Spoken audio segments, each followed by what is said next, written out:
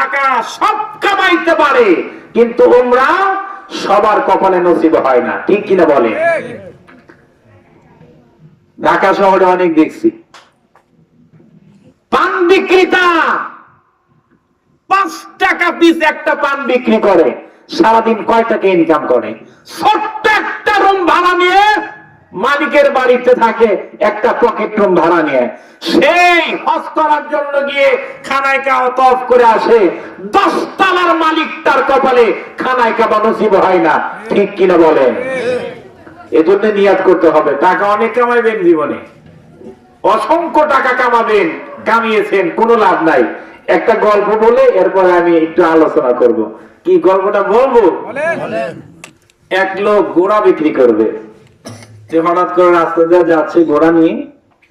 এই লোকটার পাশে আবার লাগছে হচ্ছে এক বাটপার। জিজ্ঞাসা করতেছে, ভাইজান ঘোড়া বেচবেন? হ্যাঁ ভাই, বেচার জন্যই তো নিয়ে আসলাম।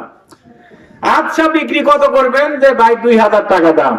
কয় এত টাকা দাম, একটু তাড়ায় দেখি না। ঘোড়া কিনবেন তে তাড়ায় দেখবেন না? এই লোকটা বললে আচ্ছা ভাই তাহলে তারা দেখেন। এই কথাটা আমাদের একজন লেখক, এর নাম হচ্ছে আশরাফ আলী থানভী, এনার একটা কিতাবের মধ্যে আছে এই ঘটনাটা। এই লোকটা এদিক সেদিক দৌড় পাইরা বলে যে ভাই ঘোড়ার দাম বেশি হয়ে যায়, ঘোড়াটা আমি নিলাম না।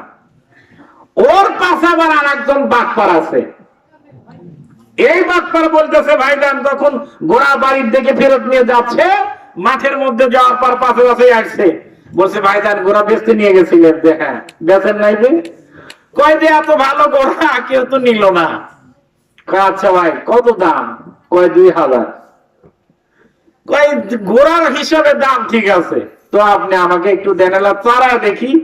এদিক সেদিক এদিক সেদিক তারায়া এক বলে দেখে আছে, আর ফিরে আসে নাই।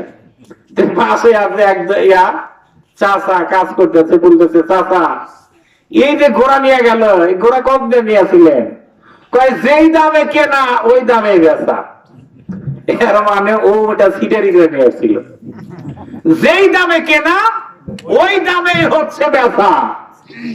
আপনারা যাই বলেন না কেন, আসার সময় আসছেন খালি হাতে। কি দুনিয়ার মধ্যে আসার পর বাটপারি আর সিটারি যাই করি না কেন, যাই টাকা আপনারা ইনকাম করে গচ্ছিত করেন না কেন, আপনার বাড়ির মধ্যে সিটার বাটপারের অভাব নাই।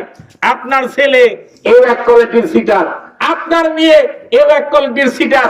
মরার সময় একটা টাকা পর্যন্ত আপনার হাতে দিয়ে দেবে না, ঠিক কিনা বলেন? ওই যেইভাবে আসছেন ওইভাবেই কিন্তু আপনার ফিরে যেতে হবে। এই